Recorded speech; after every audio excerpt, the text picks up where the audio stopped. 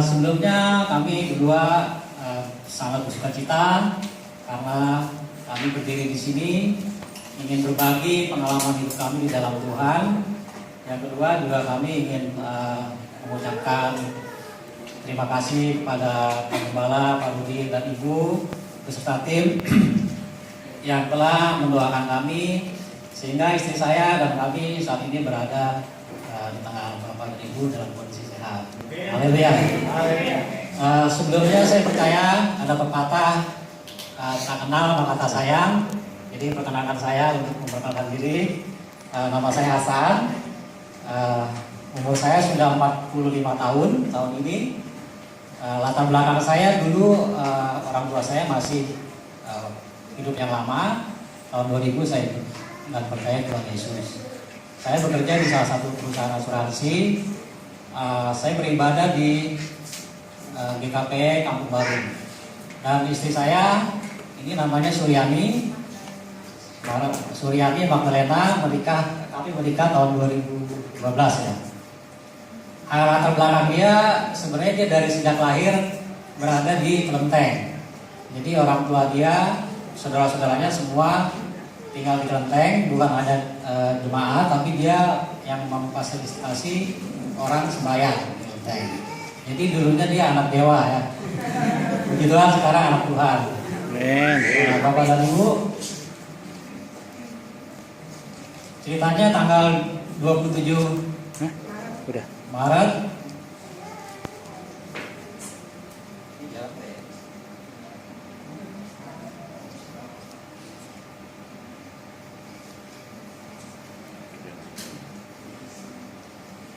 Nah ini tanggal 27 Maret ketika orang-orang percaya datang ke gereja untuk memperingati hari kebangkitan Tuhan Yesus. Tapi kami berdua, istri saya terutama, dia terkapar di rumah sakit. Badannya separuh lumpuh, sarafnya sepertinya error. Dia sempat mau naik jendela di rumah sakit tanpa sadar ya. Terus dia juga tidak bisa bicara. Kondisinya memang memprihatinkan, setiap 15 menit sekali itu dia mengalami kejang. Kalau kejang pertama itu dia seperti orang kena epilepsi, jadi terkapar, tidak bisa bangun, semua muka, badan biru, mata mendelik, semua bergetar. Nah, itu serangan pertama di pagi hari tanggal 27 Maret. Setelah itu setiap 15 menit sekali tetap dia mengalami kejang. Jadi kejangnya karena rumah sakitnya yang pertama rumah sakit darurat ya, jadi tidak langsung ditangani. Jadi setengah hari dia mengalami kejang, kondisi seperti orang mau bangun, mau pergi kemana itu sampai sempat naik ke jendela ya.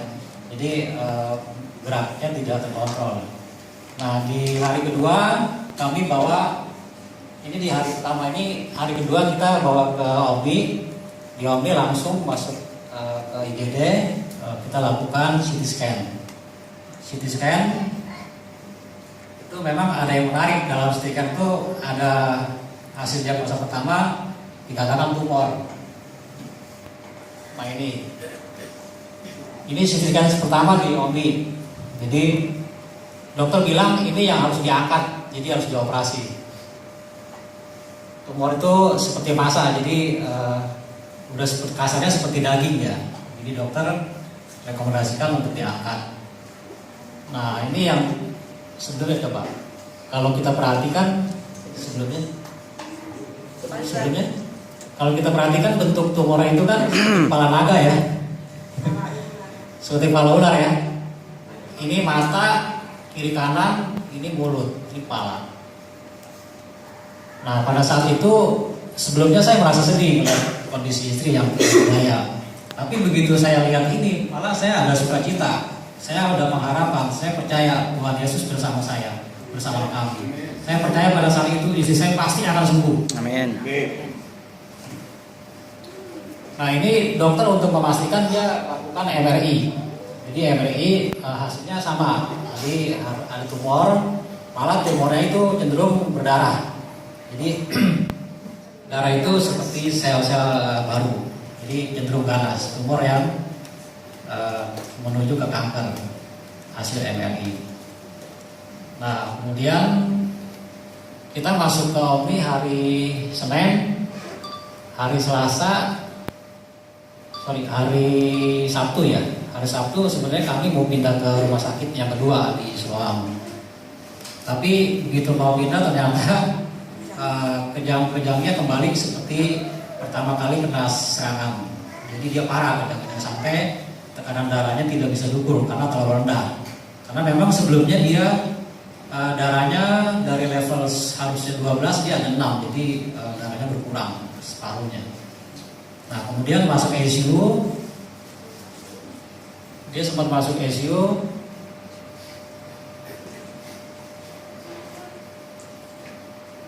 Nah ini belum.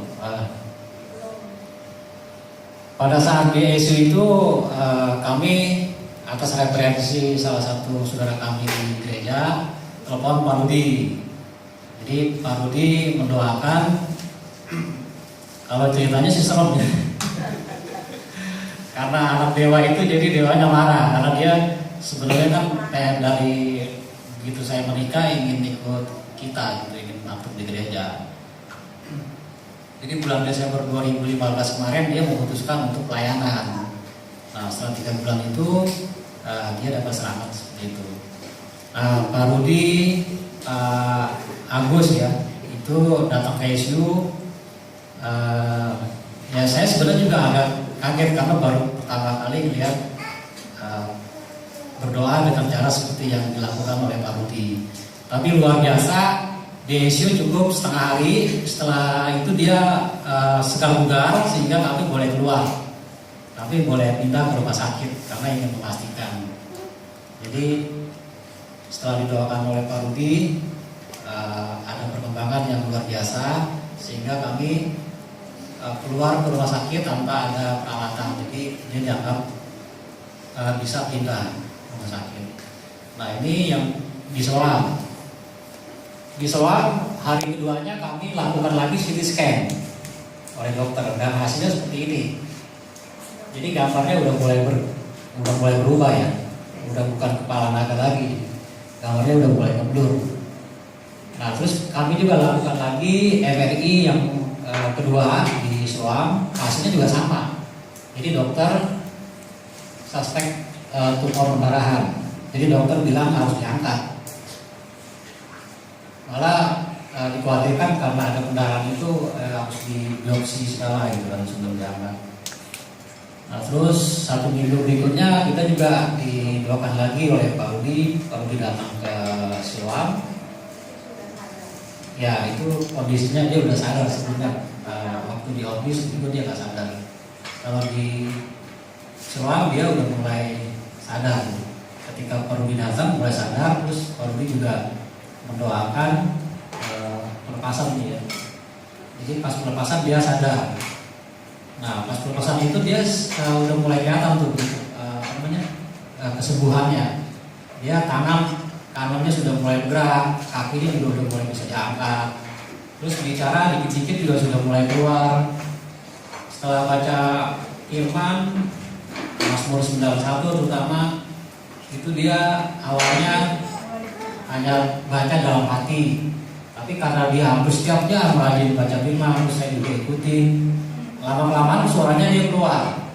Jadi Mazmur 91 ayat 13 saya juga ingat. Itu saya dikuatkan oleh Mazmur 91 ayat 13 itu. Bahwa kalau kita berlindung di dalam Tuhan, kita percaya penuh dalam Tuhan, anak-anak Tuhan memiliki kuasa untuk menginjak bulan naga. Amin. Jadi dia udah mulai bisa telepon. Jadi dia mulai udah mulai bisa telepon, terus bisa telepon orang tuanya yang di Lampung. Jadi semua setelah didoakan oleh Pak Rudi loh. Nah ini kan di Siloam itu ada perkembangan. Yang dari sebelumnya kita sebenarnya menunggu jadwal operasi. Karena belum dapat jadwal, jadi kita harus tunggu dulu. Tapi 2-3 hari berikutnya perkembangannya lebih bagus.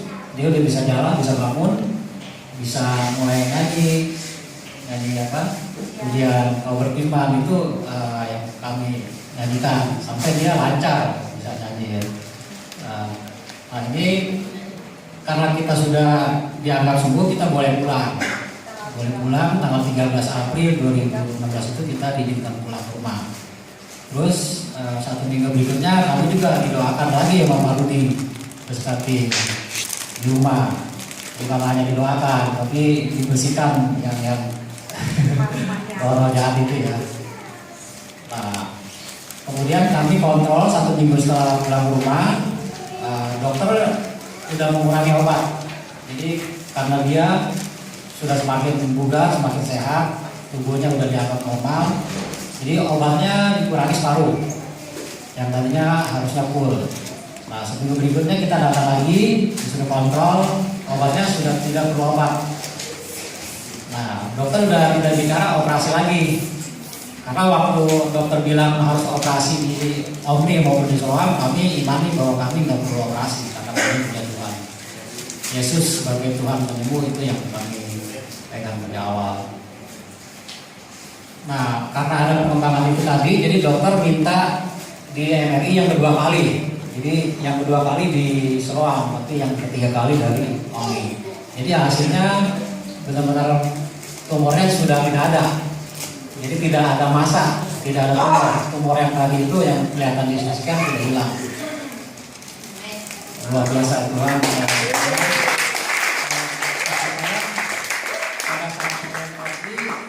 Dia merasa dijamah oleh Tuhan karena biasanya kan kalau MRI cuma bising ya, cuma suara panen itu, tapi dia merasa kepala sebelah kanannya panas. Jadi memang dari pagi sampai siang ketika kami menunggu MRI, kami memang berdoa. Terus dia waktu di MRI selama 4 menit kita terus memanggil nama Tuhan. Jadi Tuhan benar-benar menunjukkan kemuliaannya pada kami, kita semua. Jadi Bapak dan Ibu, itulah sekilas kesaksian kami. Kami percaya setiap apapun yang terjadi dengan kita, dengan kami, Tuhan pasti mempunyai rencana indah. Karena kami juga sebelumnya mau niat melayani, tapi kita belum tahu melayani dalam bentuk apa gitu. Nah, 2 minggu lalu kami juga sudah kesaksian di Jawa, di 3 kota, kemudian di Tangerang juga ada. Ya itulah rencana Tuhan, ternyata Tuhan punya rencana indah untuk kita semua. Amin. Tuhan berkati. Bapak Pendeta Rudi sama tim telah sembuhkan saya, telah mendoakan saya.